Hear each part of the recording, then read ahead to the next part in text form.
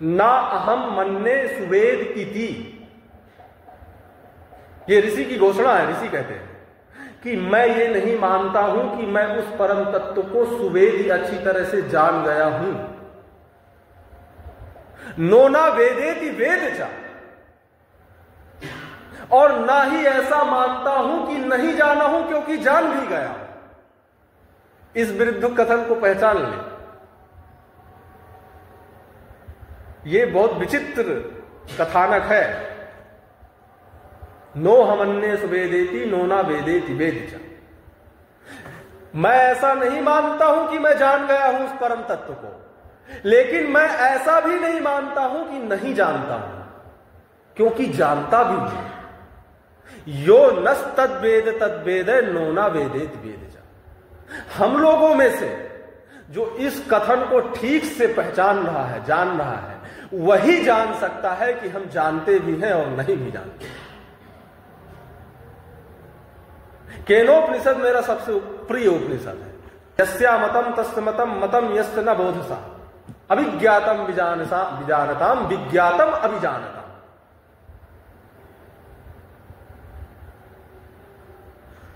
ये बहुत एक सुंदर सा कथन है। इसका मतलब यह है कि किसी भी अवस्था में हम स्वयं का समाधान करते हैं। हमने परमात्मा को पूर्णता से जान लिया है, कोई घोषणा नहीं कर सकता है। ना घोषणा करनी चाहिए क्योंकि नहीं जान सकते। हम स्वयं का समाधान कर लेते हैं, हम अपनी समस्याओं से पार हो जाते हैं, हम प्रकृति पे नियंत्रण प्राप्त कर लेते हैं। बस ये हमारा समाधान को उपलब्ध होते हैं। बाकी परमात्मा अनंत है। इस क्षुद्र शरीर से उसमें समाहित हुआ जा सकता है, तदाकार हुआ जा सकता है, लेकिन कहा नहीं जा सकता है कि वो ये है और ये इतना है, क्योंकि कहने में वो सीमित हो जाएगा और वो है तो असीमित। हर शब्द एक सीमा को दर्शाता है। जैसे ही हम कहेंगे कि परमात्मा ऐसा है तो पता चलेगा अच्छा ऐसा है तो वैसा नहीं है। तो परमात्मा क्या है क्या नहीं है, मतलब सीमा को दर्शाता है हर शब्द। इसीलिए उपनिषदों में बहुत प्यारी घोषणा करते हैं और निश्चल घोषणा करते हैं, अभिमान से रहित घोषणा करते हैं कि ना हमन्ने सुवेदे। मैं ऐसा नहीं मानता हूं कि मैंने जान लिया है। नो ना वेदेति वेद चा, और ना ही ऐसा मानता हूं कि नहीं जाना हूं क्योंकि जान भी लिया है। यो नस तद्वेद तद्वेद नो ना वेदेति वेद चा।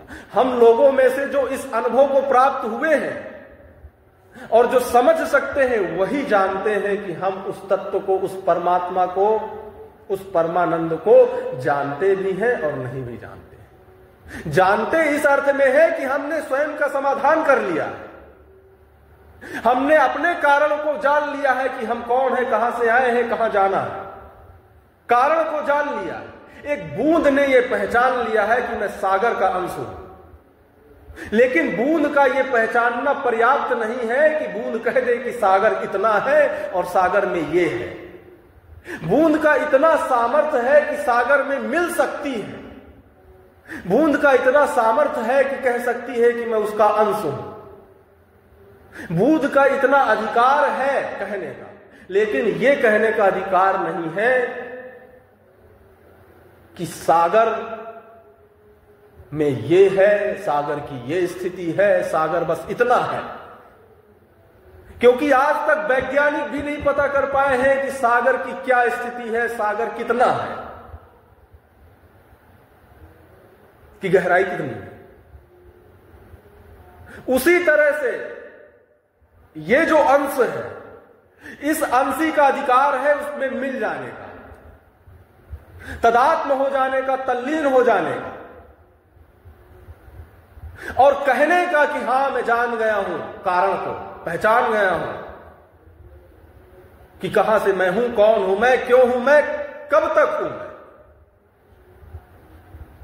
लेकिन यह कहना थोड़ा सा अयुक्तिपूर्वक होगा, असंगत होगा कि मैं जो हूं, मैं जहां से हूं, मुझे जहां जाना है, मैंने उसको जान लिया है, पूर्णता से जान लिया है। जान लिया है कहना है ठीक है, लेकिन पूर्णता से उस परम तत्व को जान लिया है जिसका पार कोई नहीं जानता है। लेकिन पूर्णता को जैसे ही हम कहेंगे कि पूर्णता से जान लिया है, तो जो तुमने पूर्णता से जाना है उसके पार में क्या है? क्योंकि जाना गया हमेशा सीमित ही होता है, क्योंकि जानकारी के पार भी तो कुछ होगा।